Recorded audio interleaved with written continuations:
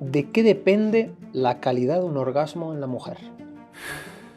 De lo receptivas que estemos, de lo cachonda que esté, que es diferente a estar receptiva, Total, ¿no? y de la comunicación que haya en ese momento. ¿Es necesario correrse para llegar a un orgasmo? No, para nada. Yo puedo tener un acto sexual íntimo, precioso, sin necesidad de llegar a la eyaculación. ¿Hacer squirting en una mujer es sinónimo de placer siempre? No. El squirting, que es esa, vamos a decir, eyaculación femenina, que al final no es como tal, es una contracción muy grande de la próstata femenina, no es sinónimo de placer y de hecho es algo que se entrena. En un momento dado, colocar los dedos en una posición, friccionar muy fuerte y dejar que la reacción fisiológica del cuerpo aparezca. Pero eso no da placer. ¿Todas las mujeres pueden hacerlo? Dicen que sí, que con entreno se puede. ¿Hasta qué punto es natural y necesario masturbarse? Yo creo que es muy necesario y muy fisiológico.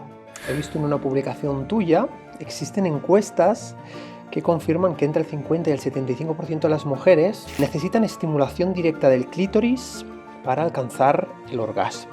El clítoris, su única función es dar placer. Única y exclusivamente. Tiene más de 8.000 terminaciones nerviosas. El tamaño importa, porque entre los hombres es conocido, evidentemente, que la masculinidad se mide por el tamaño o por el número de actos sexuales que se tengan. Si pensamos que el sexo solo es coito, te diré que sí, que el tamaño importa. Pero a estas alturas, como sabemos que el sexo no solo es penetración, no, el tamaño no importa.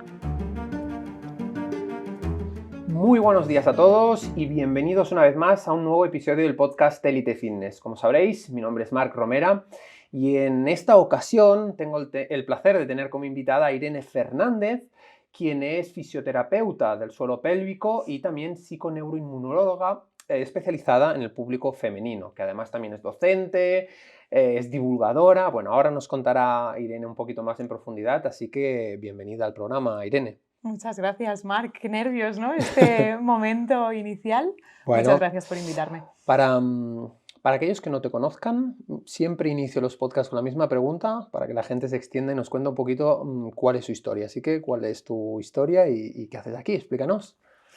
Bueno, yo estoy aquí de casualidad, pero estoy aquí muy contenta de estar. La verdad es que a mí la vida me ha llevado a divulgar sobre un tema que me apasiona, que es la mujer. Yo siempre he dicho que la capacidad que tiene la mujer de dar vida a la vida es algo que a día de hoy me sigue poniendo los pelos de punta. Y mi trayectoria hasta aquí fue de la manera más tonta. Yo venía un día de la universidad, mi hermana estaba embarazada y tenía muchísimo dolor de barriga. Imagínate, embarazo, dolor de barriga, saltan todas las alarmas. Y al final lo que eran pedos, eran gases. Las hormonas del embarazo empezaban a hacer su qué y bueno, pues había tenido una digestión un poco difícil y se le acumularon una serie de gases que acabaron produciendo el dolor. En ese momento me di cuenta, yo tenía 19 años, en ese momento me di cuenta de que la mujer tenía un montón de preguntas en momentos en los que estamos un poco vulnerables ante la situación que vivimos, ¿no? En este caso el embarazo. Ahí me di cuenta que a mi hermana le faltaban respuestas y que yo quería poder dárselas. Ya en ese momento, yo estudié COU en París y ya en ese momento en los pasillos de la universidad a veces venían profesores franceses y yo estaba por ahí escuchando y fui un día al Camp de Studis y le dije, oye, yo quiero hacer de traductora, ¿cómo hago esto? Y me dijo, no, tienes que acabar la carrera para poder hacerlo. Estaba a punto de acabar, conseguí entrar a ser traductora de profesores y me encantó uno en concreto, que es Marcel Coffriet, y me permitió pues, ser su traductora, su asistente y con el paso de los años ser docente también de su escuela. Y ahí me di cuenta que el mundo de la mujer es un mundo en el que hay muchos tabús, mucha vergüenza, mucha falta de información y esto, bueno, seguro que vamos a hablar de muchísimas cosas. Ya me lanzo y ya me pongo roja una vez y no me pongo roja más veces. Cuando los chicos descubrían la sexualidad era algo que se manifestaba, ¿no? De puertas hacia afuera. En cambio, cuando nosotras descubríamos la sexualidad, pues no lo decíamos, ¿no? Vosotros erais los machotes y nosotras éramos unas pip, ¿no? Unas guarrillas. Y pensé que esto tenía que ser diferente. Entonces me fui metiendo poco a poco en este mundo y luego pues vino la maternidad. Yo tengo 2 hijos y ahí me aparecieron todas aquellas preguntas que le habían aparecido a mi hermana, me aparecieron a mí. Con el añadido que yo ya sabía un poco de salud y aún y así me creía un montón de mitos, creencias, mentiras que yo sabía que lo eran, pero me las llegaba a comer, me las llegaba a tragar y me las comía. Y así fue, poco a poco, cada vez he ido a más, empecé a tener mis propios cursos, mis propias formaciones online, a ser la directora de un par de másters y tengo la suerte de tener una hija. Tengo un niño y una niña, la niña es la mayor. Y con la niña tengo la suerte de poder compartir muchísimas cosas, con el niño también, pero la niña es más mayor, tengo la suerte de poder compartir muchas cosas y poder hablar pues adaptado al lenguaje de su edad, por supuesto, de aquellas cosas que a mí me hubiera gustado saber y no sabía. Qué bueno.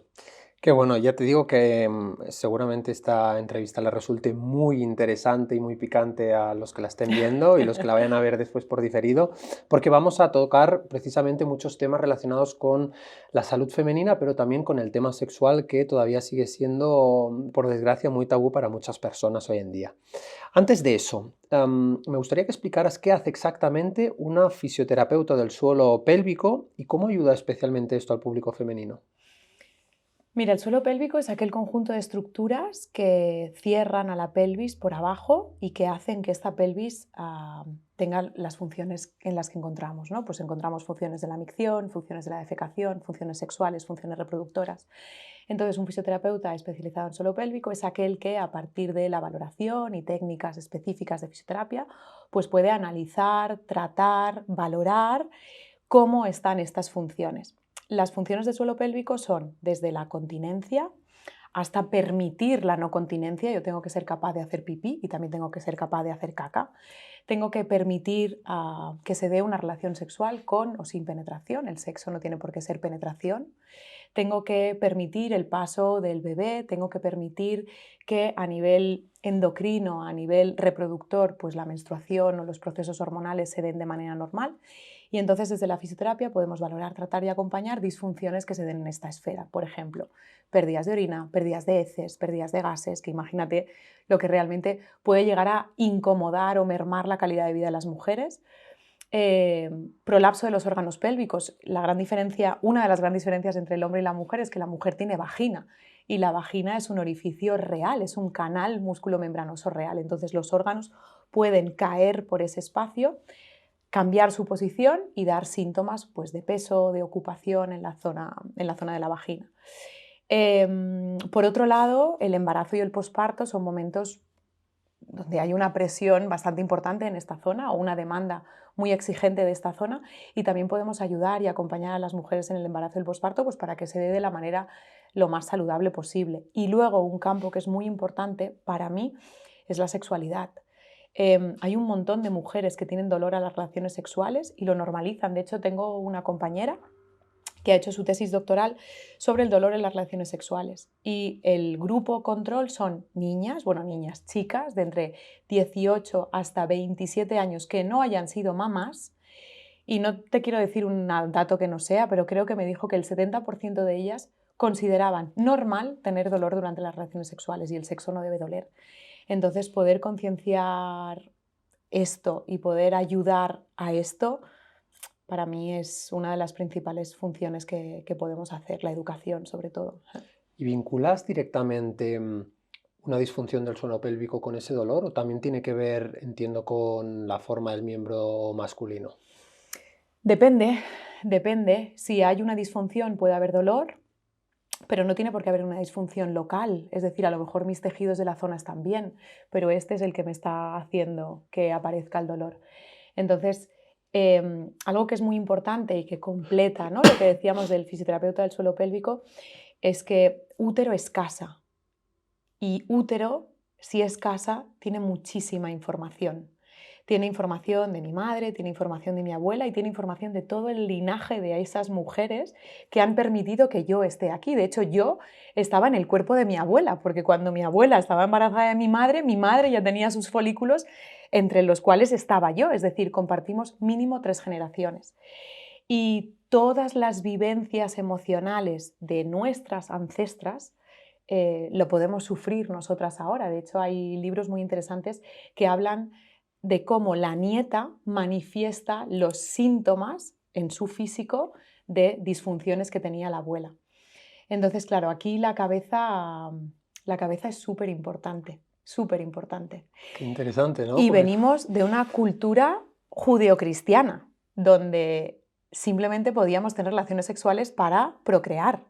Y si no era así, era pecado. Entonces, toda esa carga emocional, o teníamos que tener sexo a oscuras, que no nos oigan. Mi abuela, sin ir más lejos, en la noche de bodas, mi abuela estaba embarazada de mi padre a todo esto, pero bueno, es que no cuadra, ¿no? El nacimiento de mi padre con el matrimonio de mis abuelos, pero bueno, cuando en la noche de bodas ella se fue a la cama con una sábana que la cubría completa, pero tenía un agujero en la zona genital.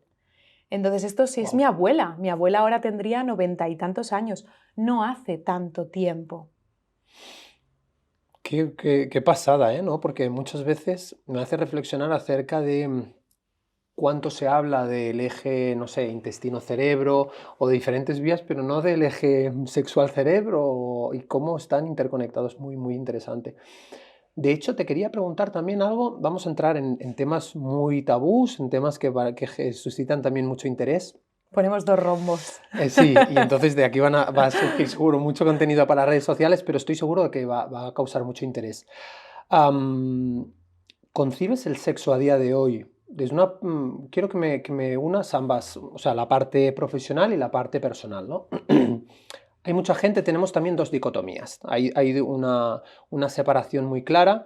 Hay la gente que concibe el sexo como un acto de amor, evidentemente, pero también hay otros que disfrutan simplemente por el acto de tener placer y ambos, desde luego, son igual de bienvenidos. ¿Qué piensas tú de esta visión de simplemente sexo por placer o piensas que para ti tendría que tener un componente como algunas personas más espiritual? No sé.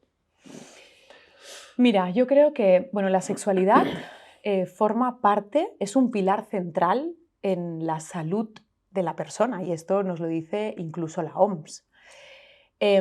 A partir de aquí, todo lo que esté permitido en aquel encuentro sexual por contrato, te gusta que te estire del pelo, te gusta que te muerda la oreja, me encanta que me azotes. Si tú y yo tenemos un contrato en el que permitimos que eso se da, y yo te he dado mi consentimiento y tú me has dado tu consentimiento, ese acto íntimo, esa sexualidad, puede ser como queramos, siempre y cuando nos hayamos dado permiso. Mira, yo creo que la sexualidad o el sexo es un acto que tiene que ser egoísta y responsable. Egoísta, ¿por qué?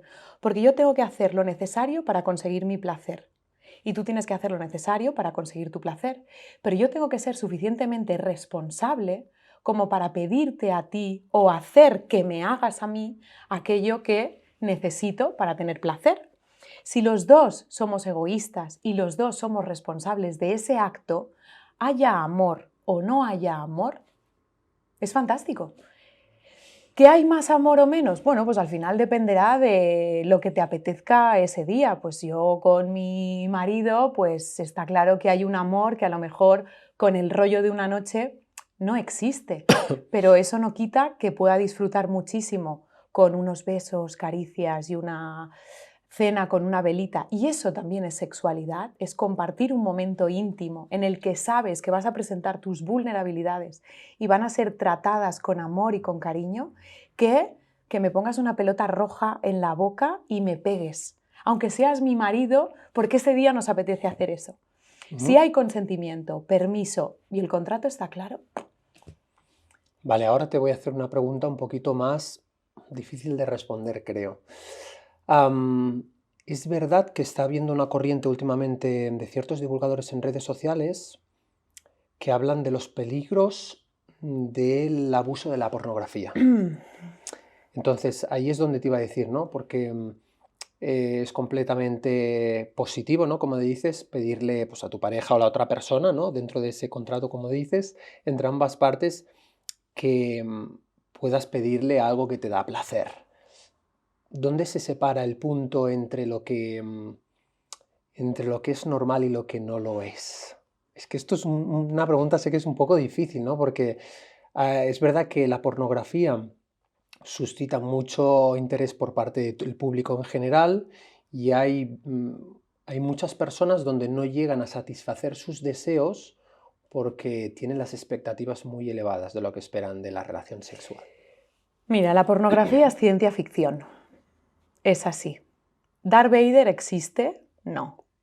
¿El porno, ese acto sexual que ves en una película porno, existe? No. Llevan retardantes de la eyaculación, hacen tomas. Aparte es que he tenido algunos, es decir, paran, vuelven, tal. He tenido mujeres en consulta que son o eran, he perdido la pista, actrices pornos, y he tenido 2 hombres que eran actores pornos. En el caso de los hombres, la razón por la que consultaban era por dolor. Dolor en el periné. ¿Por qué? Pues porque tenían que retardar la eyaculación al máximo hasta que el director tocara la claqueta y dijera: ¡Hey, ahora sí puedes! Aparte de que hay muchas eyaculaciones que son mentira, es decir, llevan, si esto sería toda la zona del pene, llevan un conducto detrás y luego sale y se expulsa. Es decir, es que es ciencia ficción, no existe. Entonces, para ti y para mí, que somos adultos, podemos tomar el porno como una referencia para, hostia, Marc, nunca se me hubiera imaginado que podíamos hacer esto. Vamos a ver qué pasa. Y nos divertimos. ¿Qué pasa cuando no estamos maduros, sexualmente hablando, y somos adolescentes, que estamos construyendo la manera en la que van a ser nuestras relaciones sexuales? Es ciencia ficción. Darth Vader no existe. Entonces, eso que lo aprenden a través de una película, ellos no saben que es ciencia ficción y lo intentan imitar. Y cuando lo imitan, ven que no es igual. Ven que a lo mejor el hombre no tarda tanto en eyacular, ven que a lo mejor la mujer no gime tanto como en esa peli que han visto, y ahí es donde entra la frustración. En principio, en el adulto, pues podemos separar y podemos utilizar la pornografía como un estimulador para la excitación, para el erotismo. Al final, lo que nosotros vemos nos ayuda a entrar en juego, lo que nosotros vemos, lo que nosotros imaginamos. ¿Qué pasa cuando nos imaginamos que Darth Vader existe? Ese es el punto. Ese es el punto. Donde empieza a deteriorarse la salud emocional de muchas parejas y de hecho, ¿cuántas parejas? Hay las que piden ayuda, que son las que tienen evidentemente la valentía de reconocer eso, pero ¿cuántas parejas se encontrarán en problemas dentro de la intimidad a nivel sexual por no manifestar un deseo o por tener una expectativa demasiado poco realista? Pero fíjate que aquí pasamos a la comunicación y volvemos a lo que te decía antes. Qué importante es que seamos egoístas y responsables. Si yo te propongo a ti: me gustaría ver esta película porque creo que podríamos sacar, yo qué sé, ideas, y se queda ahí y luego no hablamos de lo que sí o lo que no, nos hemos quedado un poco como a medias, ¿no? Pues sí, a lo mejor aquella noche hemos tenido una noche pues diferente a lo que estamos acostumbrados, pero si no lo hablamos, cada uno se crea sus propios fantasmas. Y a partir de sus propios fantasmas y sus propias películas vamos a las creencias, y no hay nada más rígido que una creencia. Si yo te digo que esto es negro, que justamente lo es, ya me puedes decir lo que quieras, que esto va a ser negro sí o sí. Entonces pasa por la comunicación. Yo creo que tanto si en ese sexo hay amor, hay más o menos lujuria, hay más o menos deseo, si hay comunicación, que es lo que en muchísimas ocasiones da vergüenza, las cosas serían mucho más fácil. Yo tengo que poder decirte: oye, hoy yo voy a llegar hasta aquí, pero me apetece que tú llegues hasta donde quieras y quiero verte. A lo mejor a ti la primera vez te sorprenderá, pero otra vez será, no me sabrá mal. Mira, yo tengo una pareja de amigos en la que una de las grandes broncas que tuvieron ellos dos como pareja fue el día en la que ella se enteró que él se masturbaba, porque él estaba en el comedor y ella lo escuchó desde el comedor. Tuvieron una bronca Pero una bronca, Marc, que cómo puede ser que te hayas masturbado, si me tienes a mí en la habitación. Pero es que también es interesante, ¿no? Podernos conocer, autoexplorarnos, cada uno su cuerpo para después poder comunicar. Y qué interesante sería si ese día tú me hubieras dicho a mí, oye, cariño, me gustaría que nos encontráramos en la cama. Jo, estoy súper cansada. Pues mira, yo quiero, ¿me quieres ver? Fantástico. Oye, ¿no te apetece? Bueno, pues yo me voy a masturbar, ¿no? No sé si podemos decir me voy a hacer una paja o es excesivamente duro. Entonces aquí pasa por la vergüenza, el secreto, el qué dirán, el estaré a la altura y no hablar y no comunicarnos. Pero es que eso pasa en todas las etapas de la vida y ahora porque estamos hablando de sexualidad. Pero ¿cuántas veces no te enfadas con tu pareja porque yo sé que he dejado la lavadora puesta y cuando he llegado a casa no la he tendido? Ya, pero es que yo le he dicho, oye, David, tiende la lavadora. ¿Verdad que no se lo he dicho? David tiene por qué saber que la lavadora está puesta si yo no le he dicho he puesto la lavadora, la he puesto yo. Brenda, toma nota cuando veas de esto, toma nota por favor de lo que está diciendo. Claro, diferente será si te digo, oye, tiende la lavadora y no lo haces. Total. Ahí me podré cabrear, pero si no, total. ¿Qué haces cabreándote? Hemos abierto un melón muy interesante y te voy a hacer preguntas que quizás no están en el guión, pero que me resultan igualmente, ya te digo, picantes e interesantes al mismo tiempo. La primera, ¿hacer squirting en una mujer es sinónimo de placer siempre? No.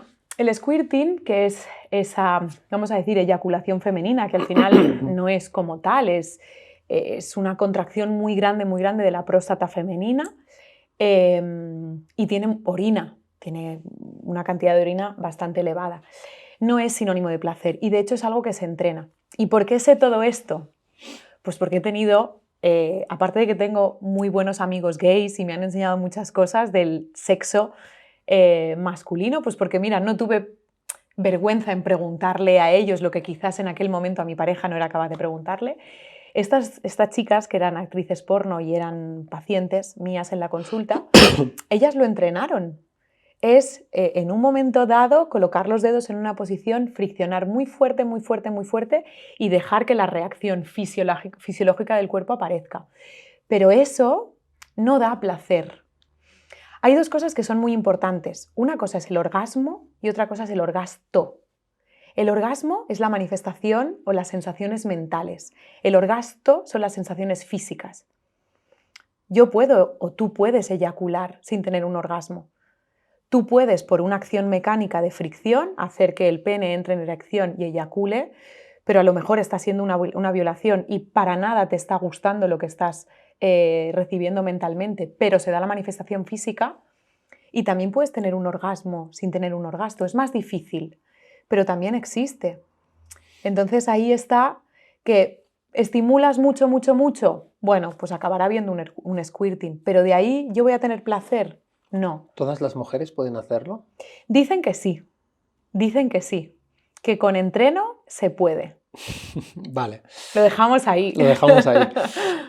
Te pueden dejar en los comentarios, ¿no? ¿Cuántas? Sí, ¿Cuántas? ¿Qué tips para? Tips para. Justamente lo que decías, ¿es necesario correrse para llegar a un orgasmo? No, para nada. Mira, el problema, creo que uno de los grandes problemas que hay en relación al acto sexual es que el rendimiento del acto sexual se mide por el número de veces que hemos eyaculado. Y eso es un error. Yo puedo tener un acto sexual íntimo, precioso, sin necesidad de llegar a la eyaculación. ¿Por qué? Porque he compartido besos, caricias, me he dormido abrazada a ti y hemos compartido un momento súper íntimo y no necesito tener ese orgasmo. Lo que pasa es que una vez más la pornografía, la manera en la que hemos aprendido de educación sexual y el acto sexual nos dice que el fin último es obtener placer. No, el fin último es eyacular y nos claro. olvidamos de obtener placer. Claro. Y no es así, y no es así. Un niño pequeño, cuando mama de la teta de su mamá, tiene erecciones. Eso es un acto sexual. No es un acto sexual carnal de adultos, está clarísimo y espero que se entienda.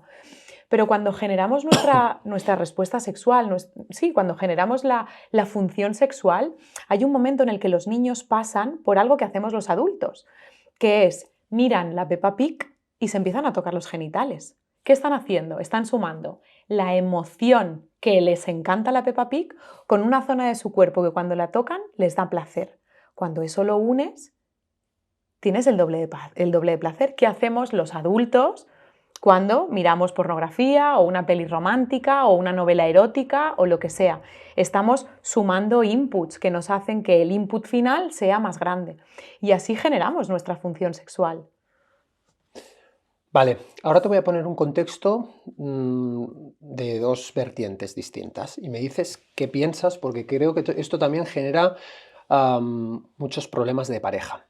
Tenemos por un lado aquellas personas, antes hablabas de, si no me equivoco, de egoísmo y también de responsabilidad. Tenemos, sobre todo suelen achacarlo al público masculino, evidentemente no es que quiera culpar o al público femenino al masculino, pero se suele decir que los hombres en ese aspecto suelen ser más egoístas. Hay muchos hombres que buscan placer o lo obtienen de manera más inmediata, sin tener en cuenta la otra parte.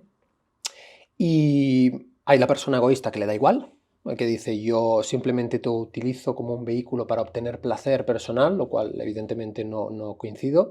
Y luego hay la otra persona, la otra parte, y es aquí también que me gustaría que lanzaras un mensaje, sobre todo para tranquilizar al público masculino, que le pasa lo contrario, exceso de responsabilidad pensando en si no aguanto o si, vamos a hablar claramente, por supuesto, si no aguanto, si ella no se corre antes que yo, quedará entredicho mi estatus de varón, viril, macho, alfa. Ese es el punto. Entonces, ¿qué piensas justamente de eso, ¿no? Un mensaje tranquilizador de decir, oye, que no pasa nada, que habrá momentos, o al revés, que a lo mejor la mujer obtenga mucho placer y él sea incapaz de llegar a correrse. Entonces, ¿qué piensas de esto? ¿Qué pienso de esto? Pues pienso que vuelve a ser una falta de comunicación y vuelve a ser un mensaje erróneo de cómo hemos aprendido. Es decir, si te corres pronto, porque te corres pronto. Si te corres tarde, porque te corres tarde. Si te has corrido una vez, pero no te corres la segunda o la tercera, jolín, es que ya no me deseas y ya no te gusto. Es como, ¿de verdad es tan complicado? No, no es tan complicado. O no debería ser tan complicado. Es verdad, y aquí lanzo, ¿no?, pues un mensaje a todas aquellas mujeres, vamos a decir, feministas que luchan por que durante muchísimos años, la mujer, años, siglos, décadas, la mujer ha sido en muchas ocasiones un objeto sexual y necesitamos polarizarnos al otro extremo para conseguir encontrar el equilibrio, porque ninguno de los dos extremos, desde mi punto de vista, son buenos. Y hemos necesitado o estamos necesitando polarizarnos al otro extremo para encontrar un equilibrio. Pero a partir de aquí, si a ti y a mí nos parece bien, fantástico. El problema es cuando a mí no me parece bien que tú me uses, y un problema más es cuando yo permito que tú me uses sin decirte nada. ¿Quién es el responsable aquí? Los responsables somos los dos. Y sé que hay un montón de mujeres que se me van a tirar a la yugular diciendo, hombre, no, es que nos han usado, tal. Vale. ¿Y no puedes decir basta? O sea, es violación realmente, ¿no? Aunque sea con la parte... Yo no creo que sea violación, yo no creo que sea violación, porque la palabra violación es una palabra dura, es una palabra heavy, es decir, siempre que a ti te hacen algo que no quieres, eso se podría considerar violación. Técnicamente, ¿sí? Pero salvamos la diferencia de que justamente es con alguien con quien compartes una relación de amor, ¿no? Pero claro. También es sexo no consentido y estamos rozando... Estamos rozando el límite y es complicado, y por eso en términos de sexualidad es tan difícil en ocasiones poner ese límite de hasta dónde está bien y hasta dónde está mal. ¿Qué parte de responsabilidad tienes tú y qué parte de responsabilidad tengo yo? Ojo, sé que por el hecho de ser mujer, en muchas ocasiones, por el simple hecho de que nuestras hormonas son diferentes y los hombres por regla general van a tener más fuerza que las mujeres, nos vemos en un ¿cómo lo diríamos? En una tesitura en la que estamos, correcto, podemos llegar a ser inferiores físicamente. Porque es así, es decir, el hombre tiene más fuerza que la mujer. Y ese abuso de poder es el que en ocasiones aún está presente. Por eso te decía, yo tengo 2 hijos. Yo con mi hija hablo de sexualidad, pero con mi hijo también. Yo estoy educando al futuro niño al que cuando ellas digan no, él tiene que saber respetar.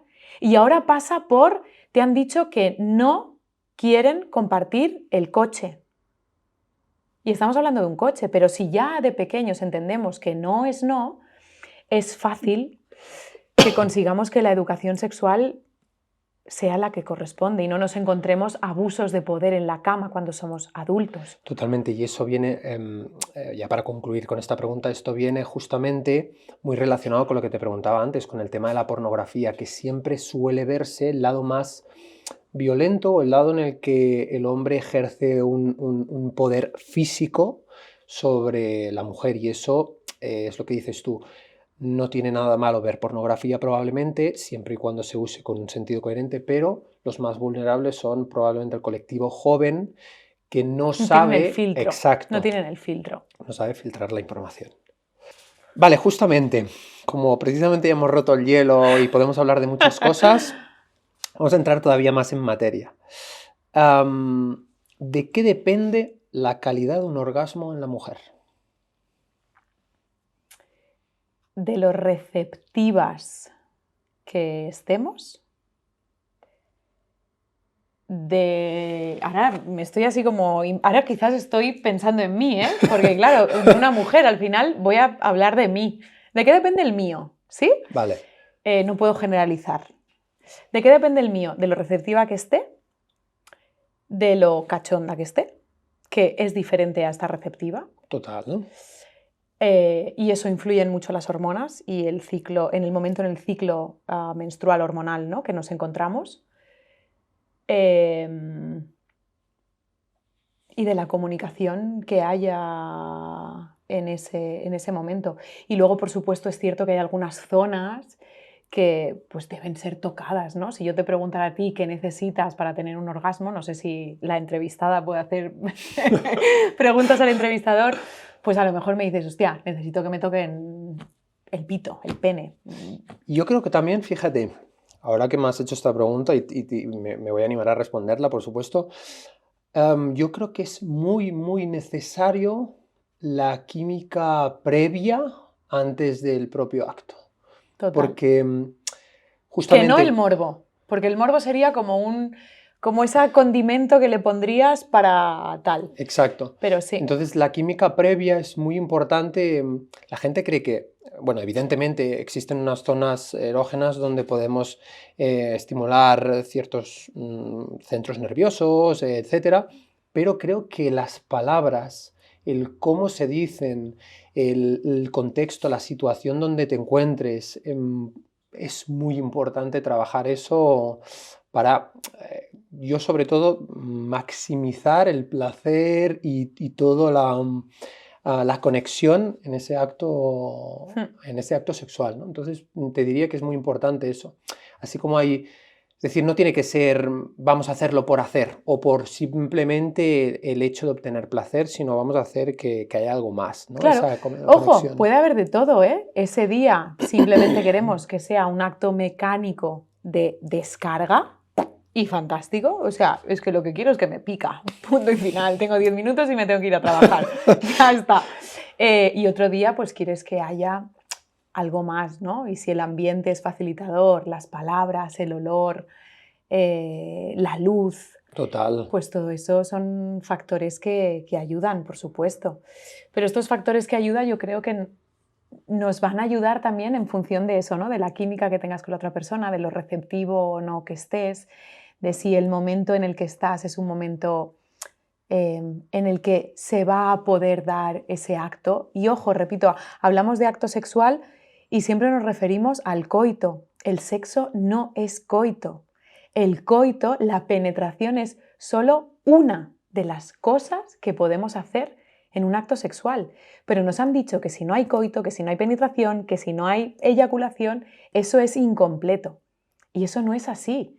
Yo puedo tener una locura de placer encontrándome con alguien que me dé un morbo brutal y dándole un morreo en medio de la illa o en los probadores y que no va a más porque no va más.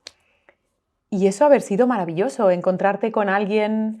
A ver, yo hace mucho que no ligo, hace como 10 o 12 años, bueno, que no ligo conscientemente, ligar, digamos, todos los días, estoy convencida. Ahora cuando David vea la entrevista dirá, ¿cómo que qué? No, ahora, fuera bromas. No tiene por qué haber un encuentro de penetración. Yo puedo, una noche, irme a cenar con las amigas o con los amigos, conocer a alguien, pasar una velada encantadora, hablando y que tenga unas ganas locas de besarlo y ese beso ser maravilloso sin necesidad de acabar en la cama. Lo que pasa es que nos han enseñado que si no acabamos en la cama, malo. Claro, yo en mi caso estoy como fuera de juego. Yo, no. Pero ya todo el mundo, a nadie le amarga un dulce. Yo siempre digo, estar a régimen no significa no poder mirar el menú. ¿El deseo es infidelidad? No. El deseo es algo... No, lo digo como muy rápido, ¿eh? El deseo es inherente al ser humano. Otra cosa es que tú y yo por contrato tengamos pactados que podemos llegar al contacto físico. Si tú y yo lo tenemos pactado, eso no es infidelidad. Ahora, si tú y yo no lo tenemos pactado, ¿cómo te voy a decir a ti que no mires a aquella chica si incluso me he girado yo a mirarla?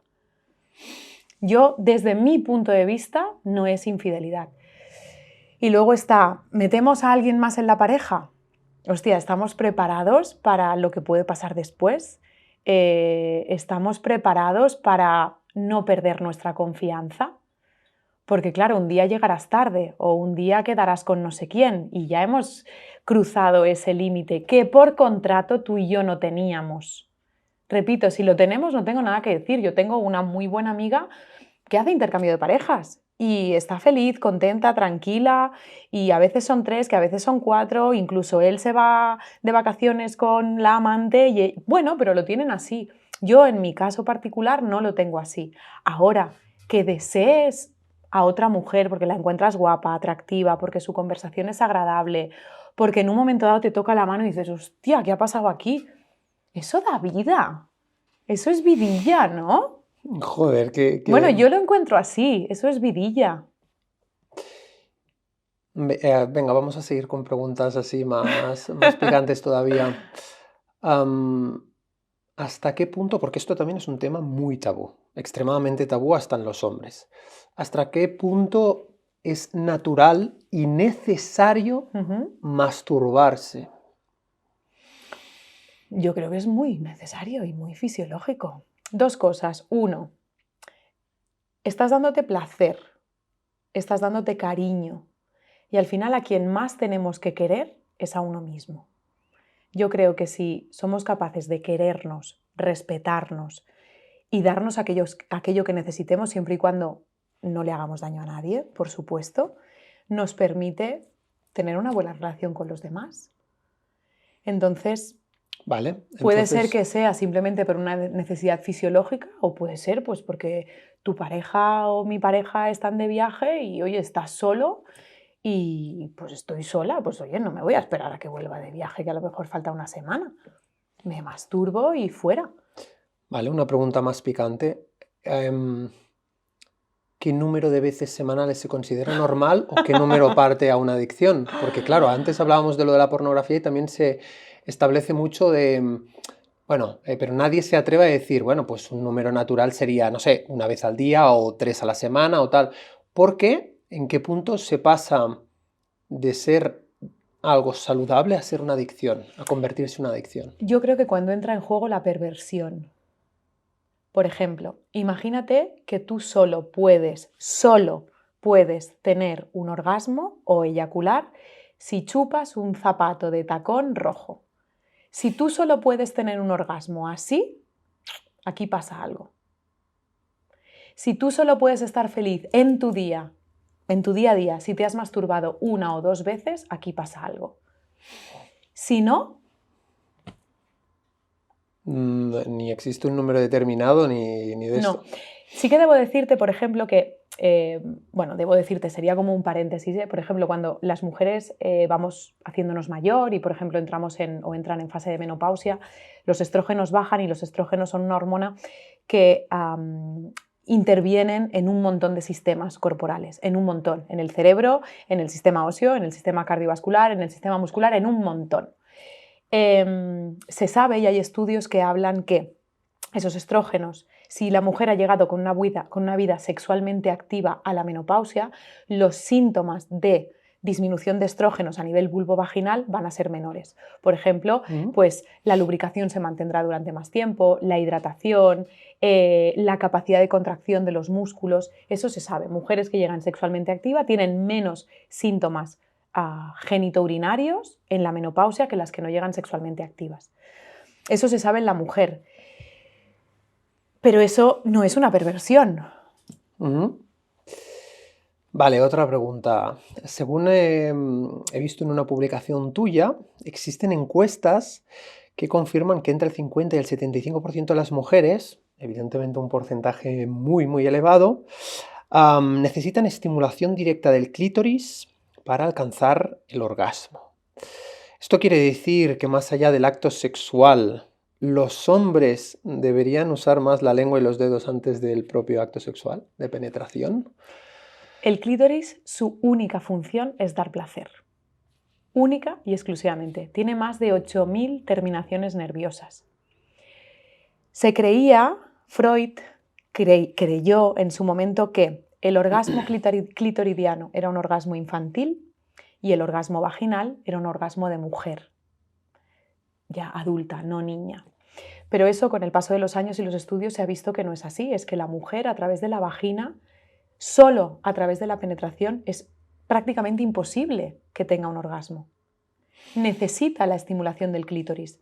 Es cierto que cuando hay penetración, el clítoris está siendo estimulado indirectamente a través de las paredes vaginales, sin necesidad de tocar lo que vemos del clítoris. Del clítoris lo que vemos es el glande, vemos el capuchón, vemos a lo mejor 1 centímetro, 2 centímetros si me apuras, pero es que el clítoris mide entre 8 y 10 centímetros. Toda esta parte que no se ve se llena de sangre, entra en erección. En el glande del clítoris vemos que se hace más grande, pero los cuerpos cavernosos también se llenan de sangre. Cuando se llenan de sangre y entran en erección, si esto es la zona de la vagina, y los cuerpos van justo por aquí, claro, en el momento en el que hay penetración, también estamos contactando con esta parte de aquí. Entonces, que las mujeres necesiten estimulación clitoridiana para llegar a un orgasmo, es que es lo fisiológico, porque al final es que es el único órgano, el único. En el hombre no existe y en la mujer es el único órgano pensado única y exclusivamente para dar placer. Ahora están tomando apuntes, los hombres al otro lado están cogiendo apuntes diciendo esto. La vagina no tiene sensibilidad. La única zona que tiene sensibilidad en la vagina es la parte más externa y la parte más profunda, que aparte de la sensibilidad en esta zona más profunda nos la da el cérvix, la parte de útero que podemos palpar desde la vagina. La vagina en sí no tiene sensibilidad. ¿Tú te imaginas que tuviera sensibilidad en la vagina? Bueno, no porque no tienes vagina, pero es que iríamos todo el día como... ¿Qué está pasando aquí, no? Al final, la vagina es una zona húmeda, una zona que tiene lubricación. En función del ciclo, del día del ciclo hormonal que está la mujer, hay más o menos lubricación. Cuando pasan las secreciones menstruales, ¿tú te imaginas que estuviéramos siendo informadas constantemente? O sea, será una locura, o sea, no me lo quiero imaginar, ¿no? No me lo quiero imaginar. Entonces, la parte externa sí que tiene sensibilidad, la parte profunda también, sobre todo la zona que viene dada por el cérvix, ¿no? La parte de útero que palpamos, pero lo que tiene sensibilidad es el clítoris y toda la zona genital que está cargada de terminaciones nerviosas. Hay mujeres que tienen un clítoris más grande que hace que incluso les dé mucho placer que les toquen la zona anal y otras que no les da nada de placer, pero es cuestión de anatomía, ¿no? Si mi dedo es así, pues va a llegar hasta aquí y si mi dedo es asá, pues va a llegar hasta más allá. Entonces, por favor, el orgasmo clitoridiano es el orgasmo de la mujer, no es un orgasmo infantil, como decía Freud. Es que necesitamos que se estimule esta zona. Por eso es más fácil que las mujeres lleguen a sentir más placer cuando rozan su zona genital contra lo que sea, contra su mano, contra el juguete sexual, contra el pubis de su pareja, ya sea una pareja chica o una pareja chico. Necesitan el roce. Vale. Y también se necesita la penetración, ¿eh? Yo también creo que también se necesita la penetración. De hecho, hay mujeres que en consulta te dicen, es que he perdido la capacidad de sentir la presión inicial. Esa presión de están penetrando. Eso también forma parte de un añadido más, un estímulo más para ir sumando estímulos para conseguir un buen encuentro sexual. Vale. justamente en este sentido. Hay otro tema que genera, no sé si reconocido o no reconocido, fíjate, estoy pensando, pero esto te lo digo yo por amistades y te lo digo porque está reconocido, que suscita, despierta mucho interés y también mucha separación en muchas parejas, justamente tiene que ver con la comunicación, lo que comentabas antes. Evidentemente, muchas mujeres les gustan que estimulen el clítoris con la lengua, los hombres, y hay veces que eso no sucede, no por falta de ganas, sino por un tema de olores. Entonces, ¿esto tiene directamente que ver con un tema de higiene o recomiendas, hay alguna práctica para decir, oye, si tú quieres, la otra persona también quiere, pero separa esto, quizás podéis trabajar esto, o no sé, hay geles, hay... Mira, habría que ver que este olor no estuviera poniendo de manifiesto algún tipo de infección. Infección con un cultivo positivo o simplemente una disbiosis, ¿no? Una alteración en el equilibrio bacteriano. Eso se puede medir, hay test específicos que lo pueden medir. Después, es cierto que hay olores que tiran más para atrás que otros y hay gente que es mucho más sensible que otra a los olores. A mí, de normal, o sea, si descartamos cualquier tipo de disfunción médica, disbiosis, etc., de normal a mí me gusta que todo lo que entra en contacto con la mucosa femenina o la mucosa masculina en la boca tenga los mínimos disruptores endocrinos, los mínimos químicos que puedan alterar esa función. Eso pasa por perfumes, los recolectores menstruales que están cargados de blanqueantes, etcétera, etcétera. Pero, si para poder tener placer necesitamos ese día, en ese momento, que es algo que no es que pase absolutamente todos los días, poner algo, un ayudante, un gel con un olor específico, pues oye, también están para utilizarlos. Al final, todos los juguetes sexuales sirven para potenciar o para mejorar aquello que quieres mejorar o para potenciar aquello que ya funciona. Pues existen este tipo de ayudas. Luego la cosa está en que lo podamos hablar como pareja. Claro. Que tú me digas a mí, oye Irene, es que siento que tienes un olor fuerte. Claro, a mí me puede sentar muy mal. Claro. O no, si no me lo dices nunca y solo me lo dices cuando estamos en la cama a modo reproche, hostia, claro que me va a sentar mal. Pero si fuera de ese momento en el que se puede sentir como un reproche, nos sentamos y lo hablamos y dices, mira, me encanta tener sexo oral contigo, pero me pasa esto. Yo sé que estás limpia, bla, bla, bla, lo que quieras, el discurso que quieras. ¿Qué te parece si probamos esto? Porque sé que a ti te gusta que tengamos sexo oral y a mí, jolín, me incomoda. Pero como lo hacemos como un reproche, porque no lo hacemos en el momento correcto, me lo tomo como un ataque. Y utilizando, evidentemente, asertividad, ¿no? Entonces aquí yo creo que los que estéis viendo este programa tenéis que trabajar, por un lado, tanto la transparencia, el ejercicio de comunicar lo que uno siente de forma asertiva, como la susceptibilidad por el otro lado, tanto de una parte como de la otra. Es decir, comunicación no siempre es un reproche y justamente ayuda muchísimo a esa comunicación que está hablando y compartiendo Irene, que me parece muy, muy importante. Y luego, ojo, podemos tener nuestros mínimos. Es decir, ¿tú quieres que yo tenga contigo sexo oral? Pues oye, tienes que estar limpio, si no, no hay sexo oral. Total. Es así, ¿no? Al final es como, oye, es un mínimo. Egoísmo y responsabilidad. Correcto, egoísmo y responsabilidad. Muy bien. Beneficios terapéuticos del uso del vibrador. Uy, un montón. Mira, la vibración aumenta la vascularización de la zona. Si aumentamos la vascularización de la zona, si hacemos que llegue más sangre, todos los tejidos van a funcionar mejor. Por lo tanto, puede aumentar la lubricación. Si hay demasiado tono en la zona o falta tono en la zona, la vibración puede mejorarlo o relajarlo. Por ejemplo, en consulta hay mujeres que, imagínate, estamos en un momento de posparto, en el que el líbido no está muy alto porque estamos dando pecho. Entonces la prolactina está muy alta y estamos amamantando a nuestro bebé. Yo no soy una hembra alfa en busca de un macho alfa, estoy una hembra amamantando a su cría.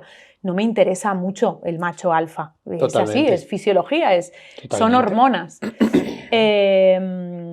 Pero, bueno, pues hay cierto deseo. ¿Qué pasa? Que cuando nos encontramos y vamos a tener penetración, pues no siento que haya ese contacto mecánico. Pues podemos proponer el uso de un vibrador para aumentar la vascularización de la zona, para aumentar el tono de la zona y hacer que cuando esa penetración se dé, pues haya más contacto físico y la acción mecánica se dé. O por el contrario, me molesta la zona. Y quiero tener relaciones sexuales y me gustaría además que fueran con penetración. Yo puedo utilizar el vibrador de una manera en concreto, con una frecuencia bajita, con una vibración que aburra, ¿no? Un zzzz de que se aburre la zona para que se relaje y de esa manera pues podemos preparar el terreno para que después pues pueda haber si se quiere esa penetración o esa masturbación, no tiene por qué ser una penetración.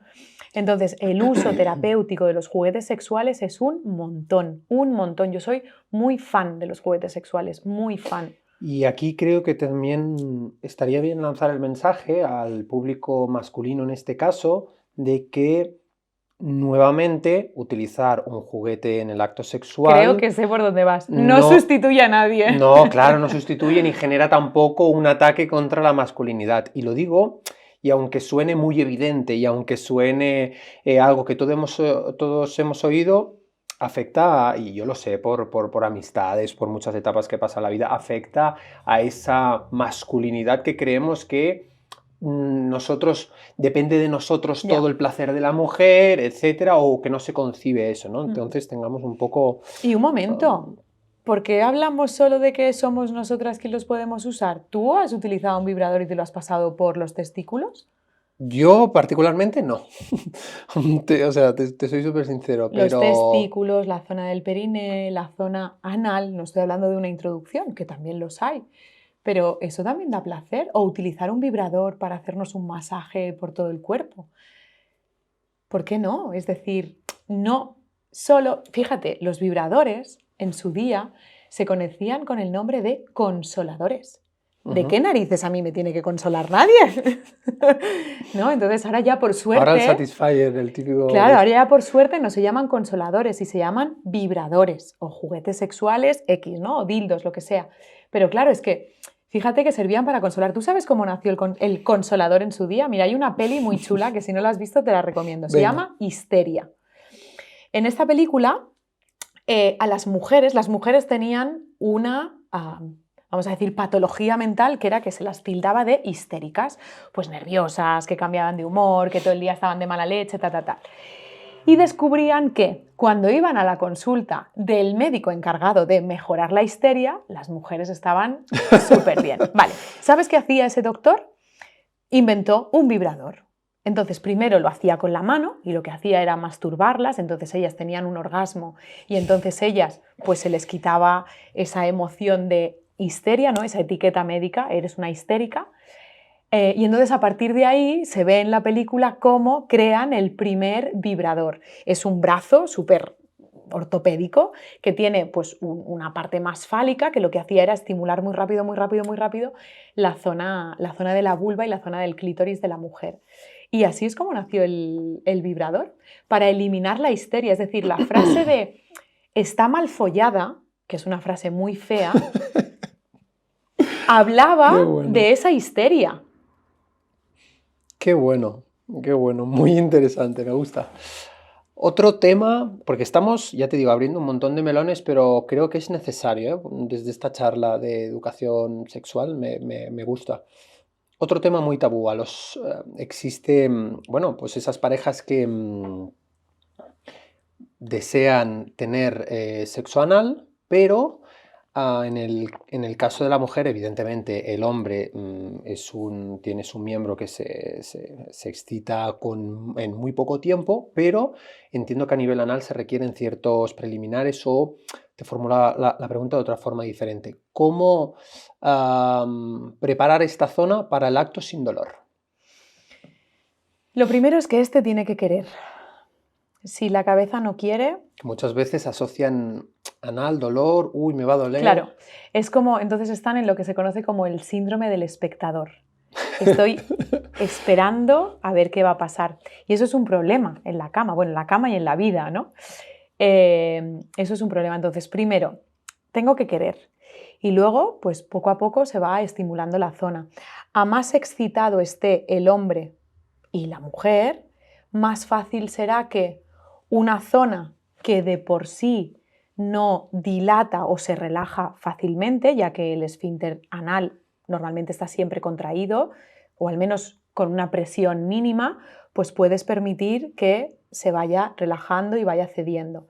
Yo lo que recomiendo, las mujeres que me lo piden en consulta y los hombres que me lo piden en consulta, es que se haga poco a poco, progresivo, y que el objetivo final no sea la penetración. La penetración será la consecuencia, pero no el objetivo, tengo que conseguir tal. No, a lo mejor empiezas con besos, caricias, estimular la zona, ponerle aceite, masajearlo, y todo aquello se va dejando y se va preparando. Y también fíjate que lo que hacemos aquí es tranquila, no hay peligro, o tranquilo, no hay peligro. Claro, si de golpe es un estímulo muy fuerte, ¿qué ha pasado aquí? ¿No? Es como... Y dependerá, evidentemente, del tamaño del miembro si hay penetración, que eso también es otra. Por supuesto, claro que sí, claro que sí. Hay chicas que yo sobre todo en consulta trato mujeres, ¿eh? Hombres, normalmente los hombres que trato o son deportistas que tienen algún tipo de disfunción o son hombres más mayores en los que al extirparles la próstata, pues cuando a un hombre le extirpas la próstata entera, completa, se quedan sin posibilidad de tener una erección y además el pito se les hace muchísimo más pequeño, pero muchísimo más pequeños que a lo mejor pierden 7 centímetros, fácil, y luego no entra en erección, es decir, quedan penes que realmente son muy, muy, muy chiquititos. No sé por qué te decía esto. Por el tema del tamaño. El tema del tamaño. Entonces hay chicas que si tienen dolor a la penetración, claro, en función del tamaño, eso las puede asustar. Pero es que no siempre es obligatoria la penetración. Mira, yo esta herramienta la utilizo un montón en las mujeres que tienen dolor y en las mujeres en el posparto, que muchas de ellas, pues por el parto, han tenido algún punto, alguna cicatriz, les molesta, no están lubricadas porque están dando pecho y no piensan en el macho alfa.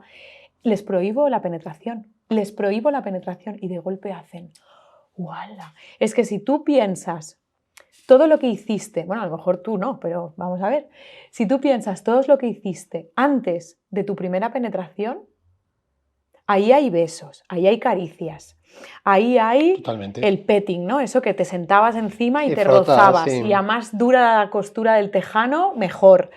Yo lo veo, ves a los adolescentes. Los hombres con dolor de testículos diciendo, hostia, sí, claro, sí, totalmente. Luego dejas que te toquen, luego te masturbas. Luego habrá sexo oral o no, y un día la penetración aparece. Mira los chicos, los adolescentes, entras en el súper y los ves ahí sentados en el banco, besándose. Sales del súper, 15 minutos más tarde, están con los labios rojos como un tomate y yo te pregunto, ¿cuándo fue la última vez que le diste un beso así a tu pareja? ¿Tú, yo o los que nos escuchen? Joder, los besos. Nos encantaba besarnos, disfrutábamos besándonos. Yo recuerdo que se me ponía, y todavía se me pone, tengo la suerte, de que se me pone la piel de gallina con un buen beso.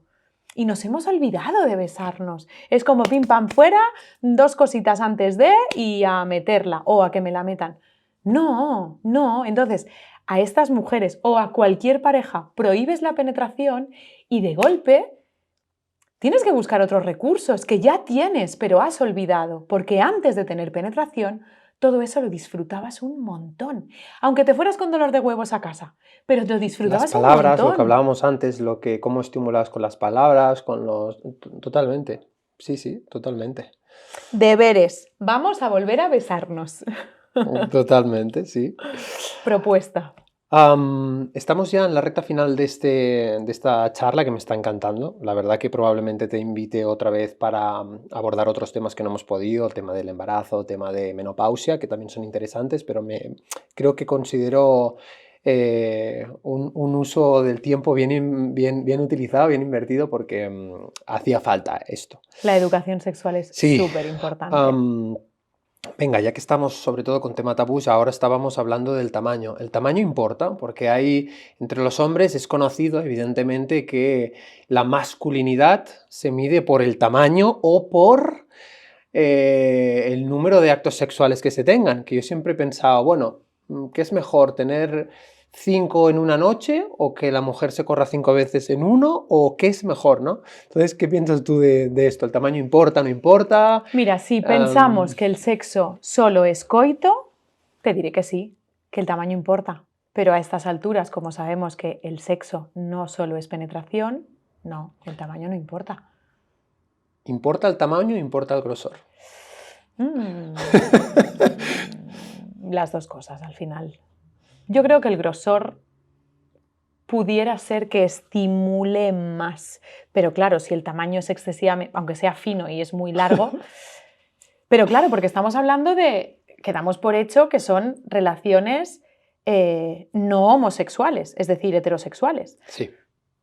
Al final, una pareja de chicos o una pareja de chicas, el tamaño, pues en una pareja de chicas tampoco es tan importante. Muy interesante. El último mensaje para despedir al podcast, si tuvieras que dar un consejo o algo que digas, veo mucho en consulta, chicas, hacer esto, chicos, aparte de lo que creo que yo diría que es comunicación. Diría que nos permitiéramos descubrirnos, nos permitiéramos sentir y nos diéramos permiso a pedir desde el respeto lo que necesitamos. Bueno, pues ya lo sabéis. Si os ha gustado este podcast, os invito a dar un buen like, por favor. Vuestros comentarios también son muy importantes para crecer el programa. Os invito a compartirlo con las personas que creáis que le puedan ayudar. Y a ti, Irene, pues muchísimas gracias por tu tiempo y por esta maravillosa conversación. Muchísimas gracias a ti, muchísimas gracias a todos. Gracias. Hasta pronto.